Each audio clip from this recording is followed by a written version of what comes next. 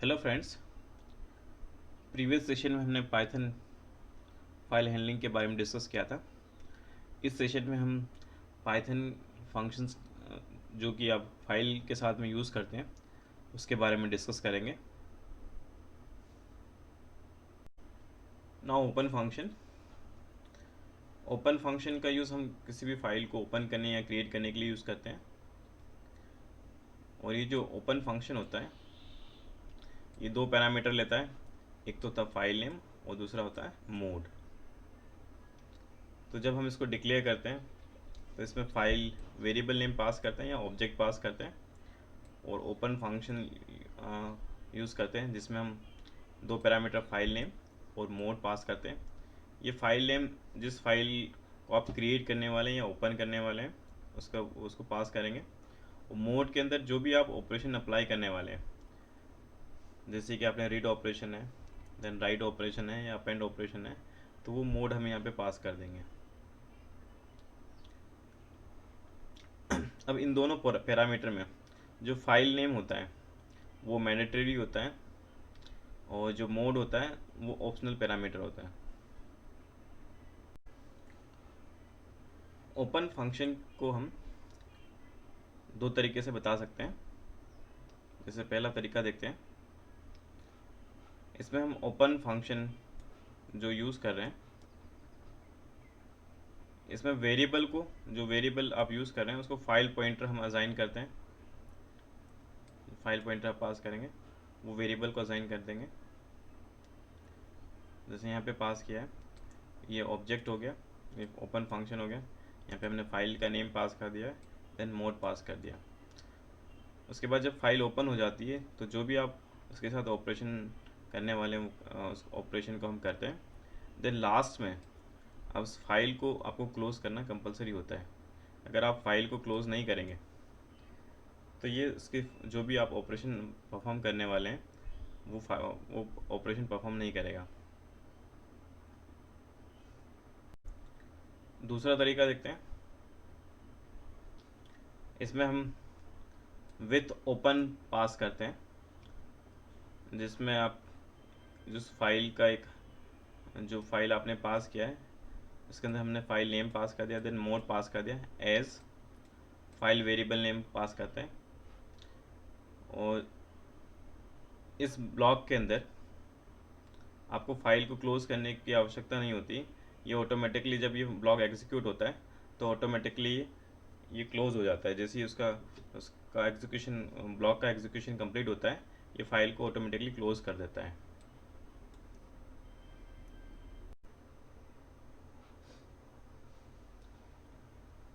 File को open करने के लिए चार डिफरेंट मोड्स होते हैं, जिसको कि नीचे टेबल में जिसकी लिस्ट गिवन है।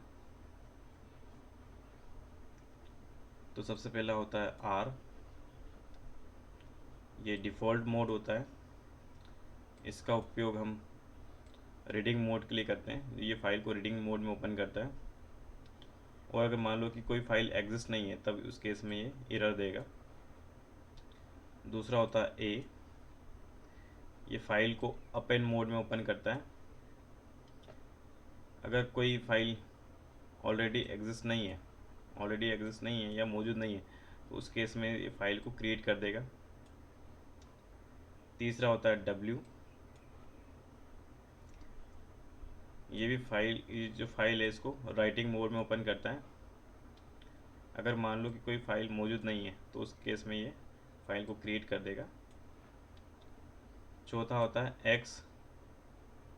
ये भी फाइल को राइटिंग मोड में ओपन करता है, जैसे कि राइट मोड के लिए यूज़ किया हमने, डब्ल्यू के साथ यूज़ किया। लेकिन अगर मान ये तब एरर देता है जब कोई फाइल मौजूद होती है, तो उस केस में ये एरर देगा। फिर होता है आपका प्लस ऑपरेटर। ये फाइल को read write read append read mode में जैसा उसके जो मोड हम स्पेसिफाई करते हैं उस फाइल को ओपन करता है। इसका उपयोग हम अपेंड, रीड और राइट मोड के साथ में करते हैं।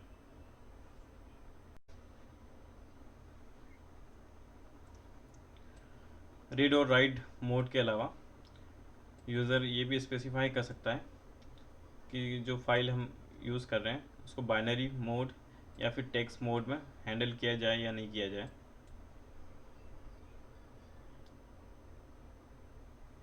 तो जैसे यहाँ पे है जो टी है, ये टेक्स्ट के लिए यूज़ करते हैं, ये डिफ़ॉल्ट मोड होता है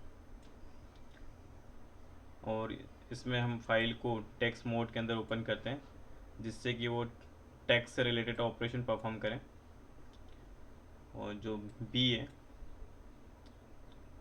ये फाइल को बाइनरी मोड में ओपन करता है जिससे कि बाइनरी रिलेटेड ऑपरेशन को हम परफॉर्म करते हैं।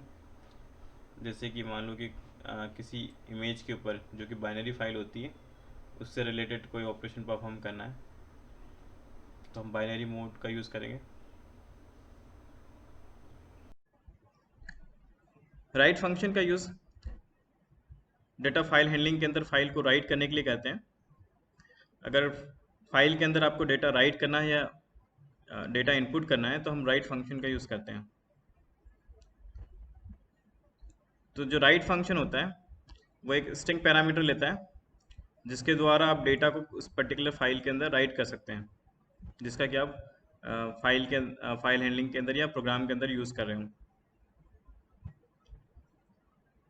और right functions number of character को रिटर्न करता है जिसको कि हम जो फाइल के अंदर आपने जो फंक्शन यूज़ किया राइट फंक्शन उसके द्वारा जो आप उसके अंदर जो डेटा इनपुट कर रहे हो उसके कैरेक्टर को उसके नंबर ऑफ कैरेक्टर को ये रिटर्न कर देता है। अगर हम राइट फंक्शन का यूज़ मल्टीपल टाइम्स यूज़ करेंगे, राइट फंक्शन का अगर आप मल्टीपल टाइम आपका यूज़ करोगे तो आप मल्टीपल टाइम उस फाइल को राइट कर सकते हो या डेटा उसमें मल्टीपल टाइम हम उसको डेटा को इनपुट कर सकते हैं। एक एग्जांपल देखते हैं। राइट डेटा इनटू ए फाइल dbgyan.txt। dbgyan.txt फाइल के अंदर हम डेटा राइट करेंगे। एक ऑब्जेक्ट ले लिया जिसके द्वारा हम ओपन फंक्शन के अंदर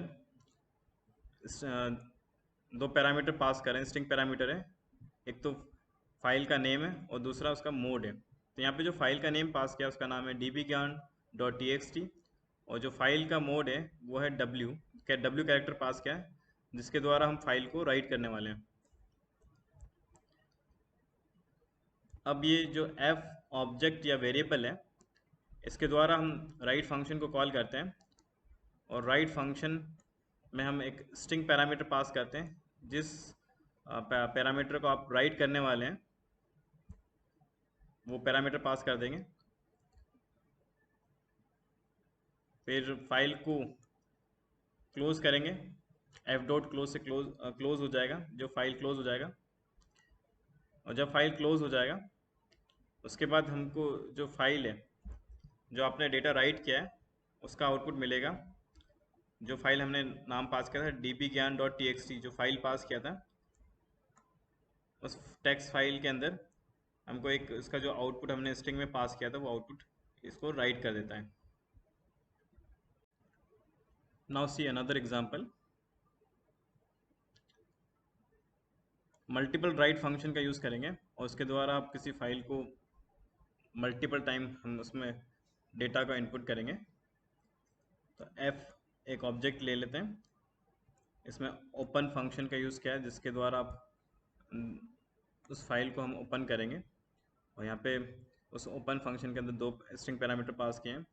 dbgyan.txt ये फाइल नेम है और w कैरेक्टर ये राइट मोड है जो हम राइट ऑपरेशन फाइल के अंदर परफॉर्म करने वाले हैं। f डॉट राइट फंक्शन पास किया है, इसके अंदर हमने पहला स्ट्रिंग पैरामीटर पास कर दिया है और अगेन f डॉट राइट पास किया है जिसमें हमने /n, ये /n ये न्यू लाइन के लिए यूज़ करता है जो स्ट्रिंग को नेक्स्ट लाइन के ऊपर राइट लेके जाएगा। और इसमें पास किया hello this is second line, ये सेकंड पैरामीटर पास कर दिया। अब f डॉट क्लोज फंक्शन के द्वारा इस फाइल को क्लोज कर दिया है।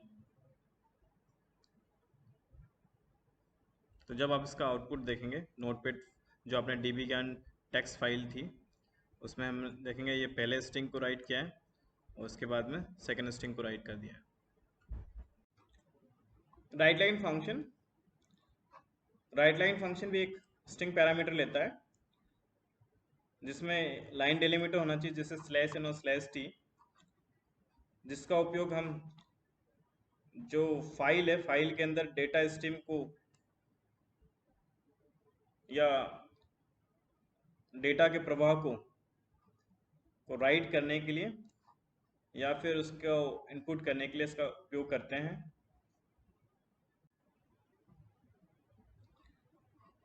Right line function number of character को रिटर्न करता है, जिसको कि फंक्शन के द्वारा फाइल के अंदर राइट किया जाता है।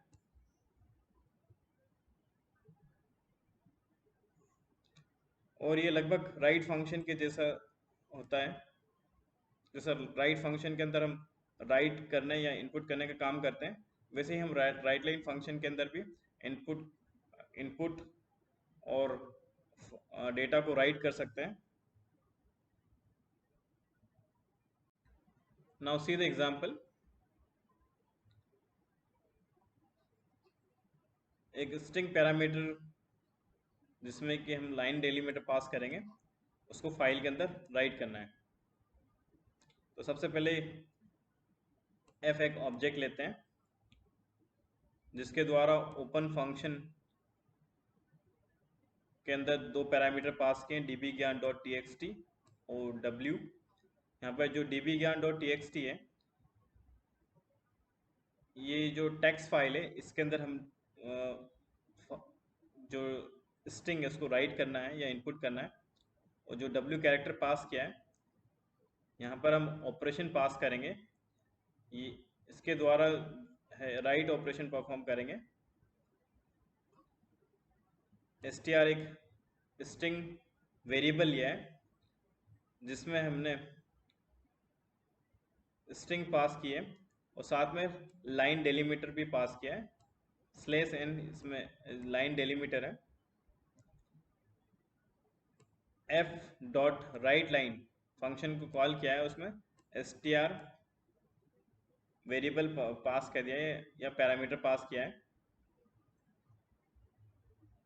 अब इस फाइल को क्लोज कर दिया, f.close से फाइल को क्लोज कर दिया है। क्लोज करने के बाद इसका जो आउटपुट हमको मिलेगा, तो जब हम नोटपैड की फाइल dbgyan.txt उसको ओपन करेंगे तो हम लोग को अलग अलग जो इसके स्ट्रिंग पैरामीटर है वो डिस्प्ले हो जाएंगे। इसमें हमने लाइन डेलीमीटर पास किया था जिससे ये न्यू लाइन में हमको इसका जो आउटपुट है वो डिस्प्ले कर रहा है।